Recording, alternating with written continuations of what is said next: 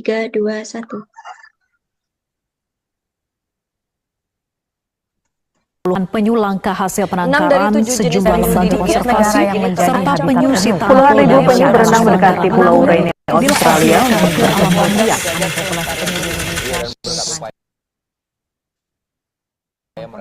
Ini yang akan terjadi jika penyu mengalami kepunahan di Indonesia. Penyu merupakan salah satu hewan yang memiliki peranan penting di ekosistem laut Indonesia. Penyu merupakan predator bagi ubur-ubur, dan ubur-ubur merupakan spesies yang invasif bagi para ikan. Mereka memakani telur-telur ikan dan juga larva-larva ikan. Dengan berkurangnya jumlah ikan di laut Indonesia, ini akan menyebabkan penurunan sumber protein yang vital bagi manusia. Berdasarkan data Kementerian Kesehatan Republik Indonesia, menyatakan bahwa salmon dan ikan tuna merupakan sumber protein dan juga omega 3 yang penting bagi pertumbuhan dan juga kemampuan kecerdasan manusia. Sehingga memang sedemikian vitalnya peran penyu di Indonesia. Apalagi kepunahannya udah nyata di depan mata. Lantas, apakah yang akan kita lakukan dengan adanya hal tersebut?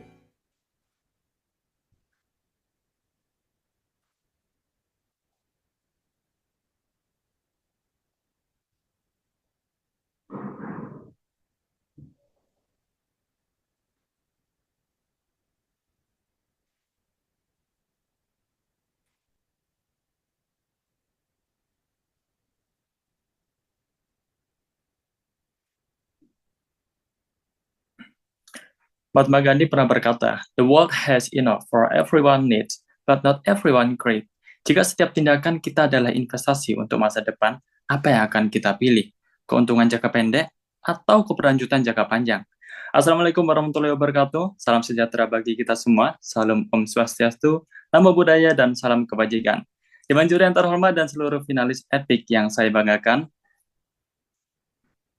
karena keragaman hayati penyu dari 7 spesies penyu di dunia, 6 diantaranya ada di Indonesia.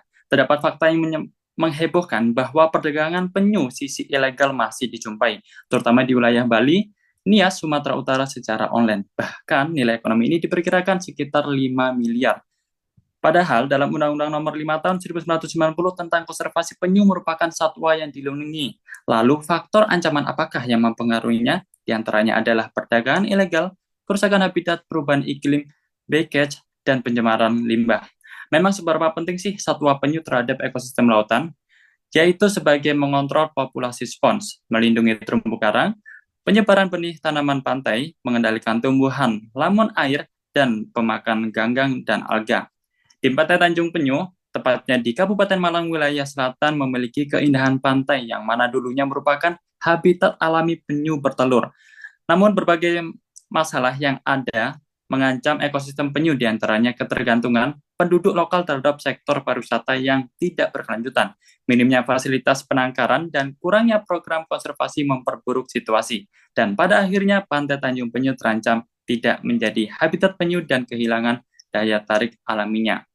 Oleh karena itu, lewat segala problematika dan solusi yang menjadi titik fokus utama kami tim Suka Suaka dari Universitas Negeri Malang. Saya Arisman Saretia sebagai CEO dan founder, Davina Kaulariansa selaku Research and Development, dan Made Ariana selaku Marketing Spesialis. Dengan bangga mempersembahkan Cap Turtle Conservation CTC, program perencanaan eduwisata Pantai Tanjung Penyu berbasis ekoturism menuju kawasan Blue Economy.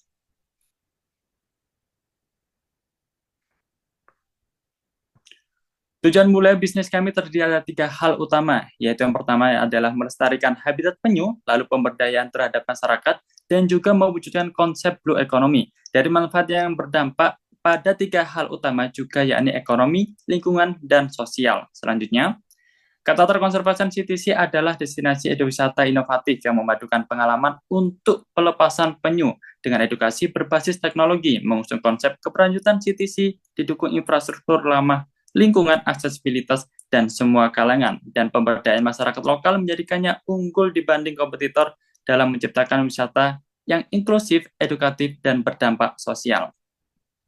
Selanjutnya, nah, Bu Halis 2000 memperkenalkan konsep 6A sebagai inti dari metode pengembangan potensi wisata, yang pada akhirnya kami terapkan untuk menganalisis dan merumuskan langkah-langkah strategis pengembangan ekowisata konservasi penyu. Kemudian, melalui analisis potensi pantai Tanjung Penyu yang ditampilkan pada mapping, kami memanfaatkan peluang konservasi untuk mengembangkan destinasi wisata yang menarik sekaligus mendukung penguatan jumlah pengunjung. Berikutnya, kami memperkenalkan peta konsep sebagai visualisasi strategi pengembangan CTC yang dirancang untuk menghadirkan fasilitas, layanan, dan infrastruktur inklusif serta ramah disabilitas guna menciptakan pengalaman wisata yang dikenang dan berkelanjutan. Sebagai bagian dari rencana pengembangan, kami melampirkan mock-up berupa brosur yang dirancang untuk menjangkau wisatawan domestik dan internasional sehingga memperkuat daya tarik CTC di pasar global ke depannya. Your customer is not everyone. Ungkapan ini menunjukkan bahwa pentingnya kami untuk menyasar calon pelanggan yang spesifik dan sesuai sehingga kami melakukan analisis STP sebagai berikut untuk secara jelas memahami bagaimana target pasar kami. Kemudian kami juga menganalisis TAM Samsung. Selanjutnya, kami juga menganalisis TAM Samsung mulai dari Indonesia dari sekian persen sebesar sekian guna memastikan strategi bisnis yang efektif dan terukur. Untuk strategi 4P, produk kami adalah destinasi konservasi penyu berbasis eduwisata dengan loyalty, pricing, dan diskon khusus institusi. Promosi dilakukan dengan media sosial, reklame, dan komunitas, sedangkan lokasi utama kami yaitu berada di Pantai Tanjung Penyu, Malang. Serta customer journey map, analisis AIDA. Selanjutnya, analisis AIDA yang dapat menumbuhkan kesadaran dari calon wisatawan, menjadikannya minat, lalu menuju pada keputusan hingga pada akhirnya terbentuk aksi untuk berkunjung.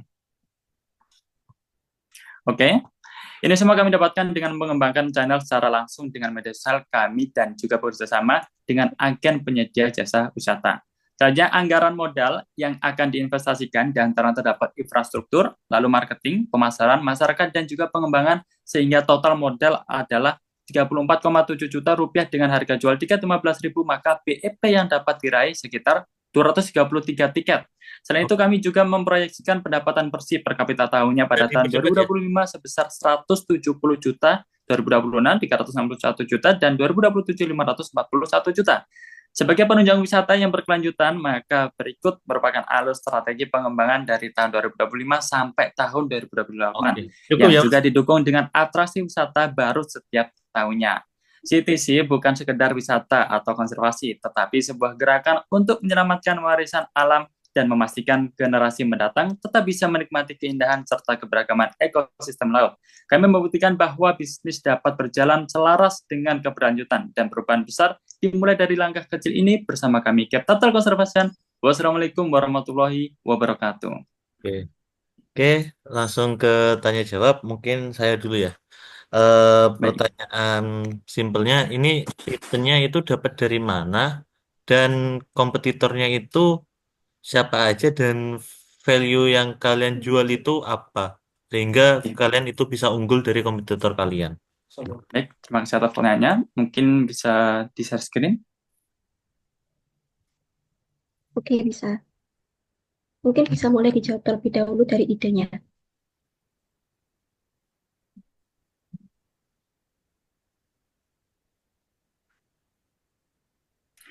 Baik, jadi Nanti value bisa- utama dari kami atau yang membedakan dari kompetitor lainnya, mungkin bisa di-slide untuk kompetitornya agar lebih jelasnya. Yang slide pada keunggulan.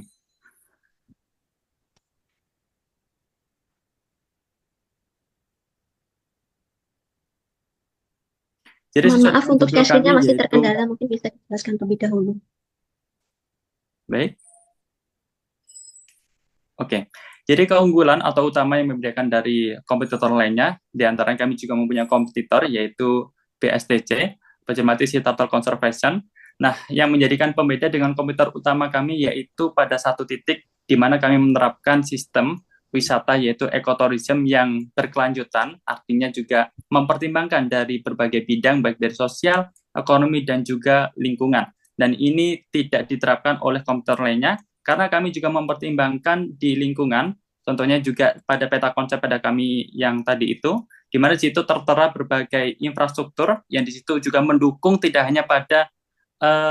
tidak hanya mendukung pada wisatawan biasa, tapi juga mendukung pada disabilitas. Mungkin bisa lebih lengkapnya pada gambar berikut itu. Jadi seperti itu yang membedakan utama Baik, izin dengan menambahkan. kompetitor utama. Baik, izin menambahkan untuk ide sendiri sebenarnya berawal dari karena kampus kita sendiri di Malang, yaitu Unaster di Malang, dan juga Hamzah sendiri juga merupakan warga lokal Bapak Dewan Juri di daerah pantai Malang Selatan. Sehingga dari situ, karena kami bersinggungan langsung dengan em, masyarakat lokal di situ dan mengetahui secara langsung potensinya, dari situ kita tercetuslah bagaimana kita harus memberikan kelanjutan ekonomi yang bisa bermanfaat untuk masyarakat secara jangka panjang, tidak hanya pada faktor ekonomi semata, seperti itu, Bapak. Baik, apakah sudah menjawab?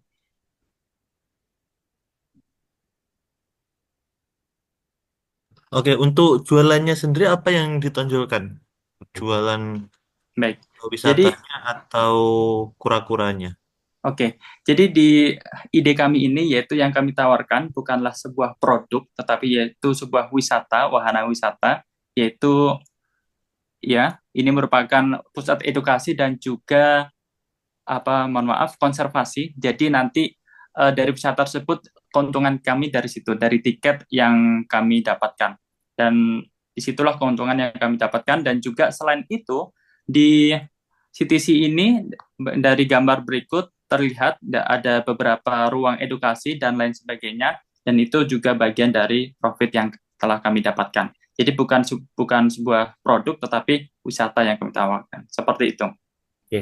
Untuk investasinya ini berapa dan returnnya itu planning kalian di tahun berapa Baik, bangun ini? oke, bisa ditunjukkan.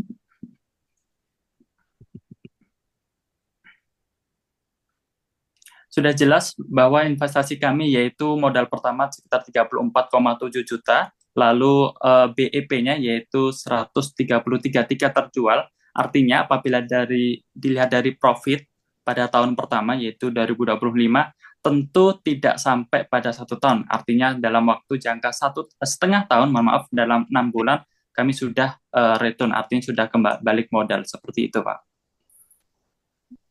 Oke, mungkin dilanjutkan Mas Zufar. Oke, selamat ya teman-teman udah bisa sampai ke tahap ini. Eh, aku mau nanya nih, kalau misalkan, kan tadi kan kalian konsepnya adalah wisata itu ya, wisata gitu. Nah, eh, gimana caranya kalian itu mendapatkan customer atau menarik konsumen, di mana di Malang itu kan sangat banyak pantai ya, gitu. Betul. Nah, sekalipun kalian udah tahu nih, oh oke, pantai A itu bagusnya ini, pantai B bagusnya ini, C, D, N, E. Tapi gimana caranya? Aku pengen tahu langkah konkretnya, gimana caranya kalian itu menggait si customer itu, gitu. Baik, bisa ditunjukkan pada strategi pemasaran pada customer journey.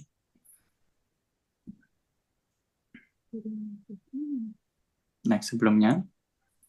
Baik. Nah, dari customer journey inilah yang menuntun strategi kami terhadap wisatawan yang awalnya mereka belum mengenal atau mereka belum mengenal, akhirnya aware, lalu mereka interest, dan akhirnya action. Nah, dari action inilah menjadikan penentu utama bagi para customer dia loyal atau tidak. Nah, intinya kami sudah memiliki value atau punya value utama dibandingkan dengan kompetitor, yaitu kami menerapkan ekotourism. Dengan menerapkan ekotourism yang bertanggung jawab dan juga menawarkan edukasi konservasi penyu ataupun juga pelepasan tuki. Itu menjadikan pembeda dengan kompetitor lainnya. Otomatis dengan value tersebut akan menjadikan pemancing bagi para pengunjung untuk mengunjungi pada CTC kami ini. Setelah action di sini, mereka akan loyal terhadap wisata kami. Seperti itu. Dan tentunya, mohon maaf, saya tambahkan lagi. Sebentar, saya potong. Oke, kalau masalahnya adalah gini, kalau konsep wisata, itu kalau orang itu sekali udah ke sana, itu kemungkinannya akan sangat kecil untuk repeatable atau ke wisata yang sama gitu. Nah, gimana caranya kamu mengatasi hal tersebut? Ya. yaitu Izin dengan menjawab. adanya loyalitas. Ketika pelanggan sudah loyalitas, maka step berikutnya yaitu mereka akan merekomendasikan. Ada yang namanya strategi yaitu ISAS. Setelah mereka loyal, mereka akan merekomendasikan kepada rekan-rekan, kepada teman-teman mereka, baik terhadap lembaga maupun institusi. Dan kami juga bekerja sama dengan berbagai institusi maupun dari pemerintah dan lembaga pendidikan lainnya. Dari situ akan alur profit kami akan terus berjalan. Baik, apakah boleh saya menambahkan sedikit, Kak? Oke, Dewan silakan. Juri?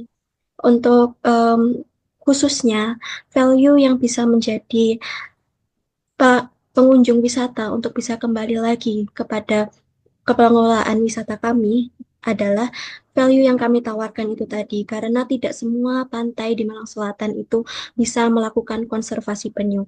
Di situ adalah titik utama kami, karena jarang dan juga wisatawan itu jarang untuk diajak untuk berinteraksi langsung dengan konservasi penyu itu sendiri.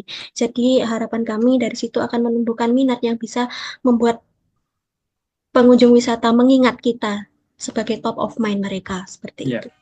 betul. Sehingga Oke, mereka akan kemudian, merekomendasikan untuk perputaran profit dari kami. oke, kalau misalkan ini kan awareness-nya itu lewat online maupun offline ya. Offline-nya apa nih kalau boleh tahu? Baik, mungkin Kayak saya gimana? masuk ke lampiran. Bisa masuk ke lampiran.